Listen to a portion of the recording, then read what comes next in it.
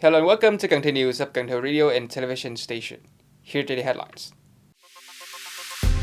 National Assembly Chairman Trần Thanh Mẫn presided over a ceremony for Vietnam-Japan cooperation documents, where Cần Thơ City Chairman approved a project by Hoa Lâm Cần Thơ Investment Joint Stock Company and acknowledged Aeon Mall's proposal.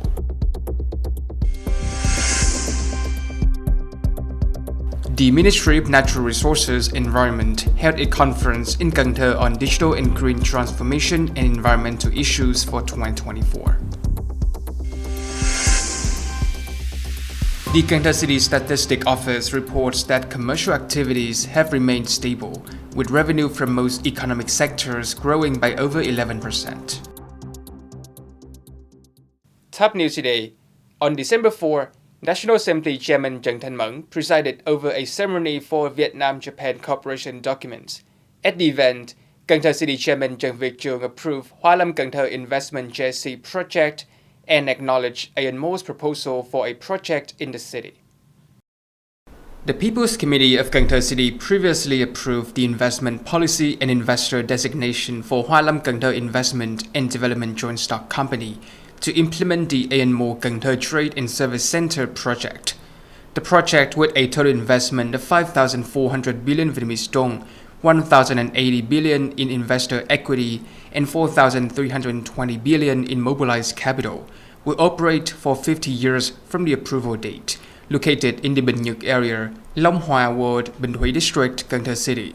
Following the cooperation document handover ceremony, National Assembly Chairman Trần Thanh Mẫn met with representatives of Aeon Mall and Hoa Lâm Cần Thơ JSC, alongside Cần Thö's Chairman Trần Việt Trường. The chairman praised the investor's commitment to the project and urged them to expedite procedures to commence construction promptly. On December 5th morning, the Ministry of Natural Resources and Environment hosted a conference in Cần Thơ City on digital and green transformation and environmental issues for 2024, chaired by Deputy Minister of Natural Resources and Environment Trần Quý Kiên. Mr. Nguyễn Ngọc Hè, Vice Chairman of the City People's Committee, was in attendance. In his welcoming speech, Mr. Nguyễn Ngọc Hè emphasized the city's commitment to prioritizing digital and green transformation strategies to support sustainable development and improve residents' quality of life. He reaffirmed Cần Thö's dedication to partnering with the Ministry of Natural Resources and Environment and agencies, organizations, businesses, and the public to foster a sustainable and smart living and working environment. For one day, experts and scientists shared insights, discussed and explored innovative solutions to drive national digital and green transformation. The conference aimed to raise awareness, address challenges, and promote the implementation of digital government, while also introducing new technologies and strategies for advancing digital transformation at both central and local levels. On December 5th morning, a delegation from the Vietnam Journalists Association visited the People's Committee of Cần Thơ City to discuss enhancing the role, quality, and effectiveness of Cần Thơ City Journalists Association.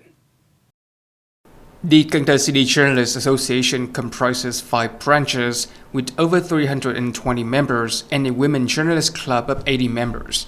The association is committed to educating its members on the Press Law 2016 and fostering the dissemination of information in alignment with party guidelines, state policies, and national achievements.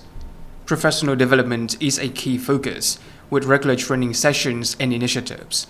Emulation movements such as building a cultural environment in press agencies and criteria for cultural agencies and Vietnamese journalist culture are actively promoted among its members. The association has garnered significant achievements through its high-quality journalism projects, active participation in national and industry press awards, and the successful organization of the Phan Ngọc Hiển Press Award in Cần Thơ City. According to Cần Thơ City's Statistics Office, commercial activities in the city have remained relatively stable in recent months, with revenue from most economic sectors growing by over 11%.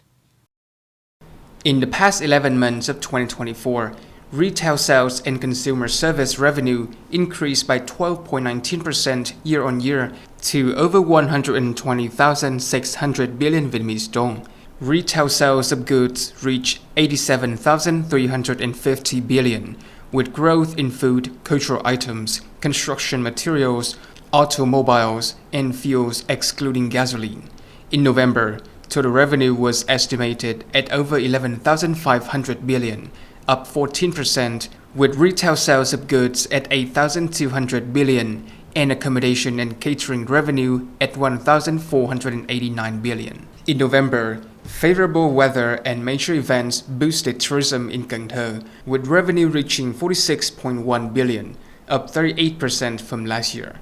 The city welcomed 440,000 visitors, totaling 5,861 million, 96% of the target. Total tourism revenue in November was estimated at 467 billion. Cần Thơ is reviewing investment plans and collaborating with businesses to develop large-scale tourism products as a key economic sector. The People's Committee of Cần Thơ City has classified Cần Thơ Museum under the Department of Culture, Sports and Tourism as Class 2. The ranking is valid for 5 years, starting December 1st, 2024. A Class 2 museum must meet several standards.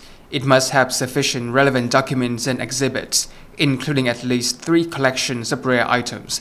80% or more of its collection must be inventoried, and all items must be regularly preserved. The museum should have permanent exhibitions, at least 2 thematic exhibitions annually, and public access. It must feature sustainable architecture and technical infrastructure for preservation. Additionally, 80% of its staff, including those involved in museum activities, must hold relevant university degrees. On December 4, Cần Thơ City's Department of Science and Technology held a council meeting to approve the Social Shine project, Factors Affecting the Mekong Delta Regional Linkage Center of Cần Thơ City, led by Associate Professor Dr. Đào Duy Huân and conducted by Tây Đô University. After nearly 2 years of implementation, the project has achieved the following objectives: analyzing the current status of regional connectivity in the Mekong Delta and Cần Thơ City's role as a connectivity hub, evaluating and forecasting factors influencing Cần Thö's connectivity role, developing a pilot tourism industry model, and proposing solutions for Cần Thơ to become a regional connectivity center. The research team identified the city's strengths, weaknesses, opportunities, and challenges in this role. Based on this, the Project Management Board recommended models and solutions for Cần Thơ. Following the meeting, the Council unanimously approved the project.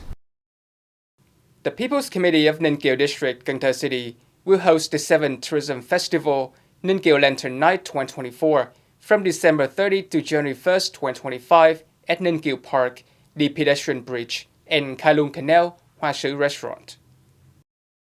The festival is a key highlight in the tourism activities of Ninh Kiều District and Cần Thơ City.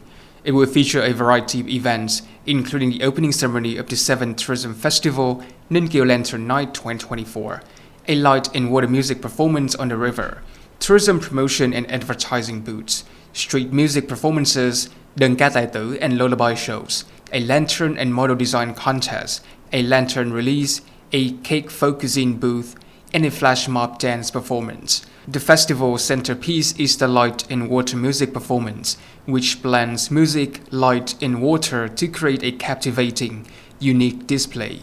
This performance features a system of speakers, lights, water jets, and modern projectors, delivering dynamic and vivid sound and visual effects.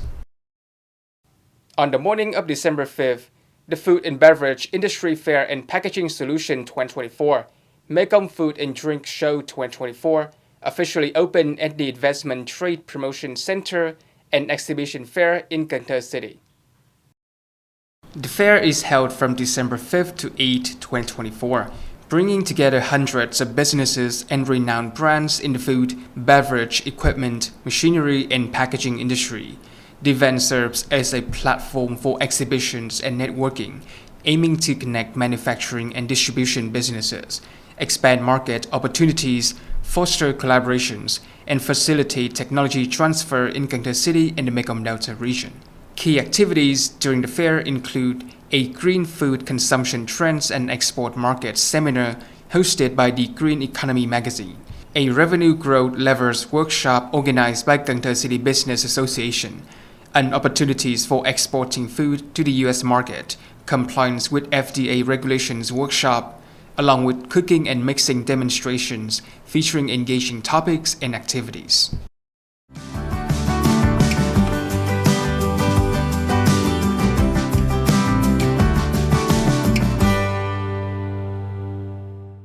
Coming up next is the weather forecast.